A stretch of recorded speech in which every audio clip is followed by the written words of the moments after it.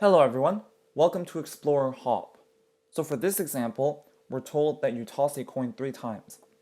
What is the probability that there is at least one head?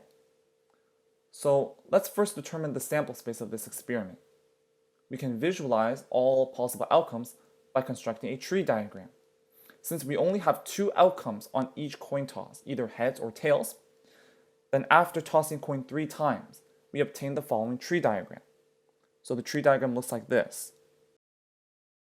And now, from the tree diagram, we can see that the sample space is the set containing the outcomes: heads, heads, heads, heads, heads, tails, heads, tails, heads, heads, tails, tails, tails, heads, heads, tails, heads, tails, tails, tails, heads, and tails, tails, tails.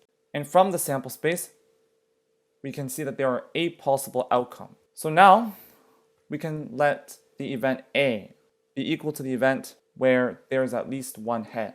Now, instead of finding the probability of event A directly, we can first find the probability of the complement of A, which is just the probability that there are no heads.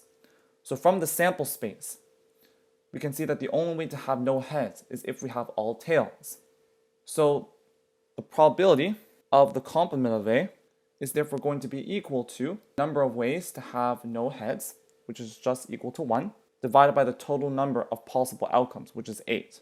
And so we have that the probability of event A is just equal to 1 minus the probability of the complement of A, which is just equal to 1 minus 1/8, which is equal to 8 over 8, minus 1 over 8, which is equal to 7 over 8.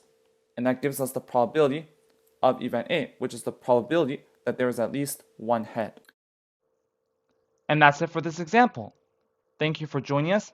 See you in the next lesson.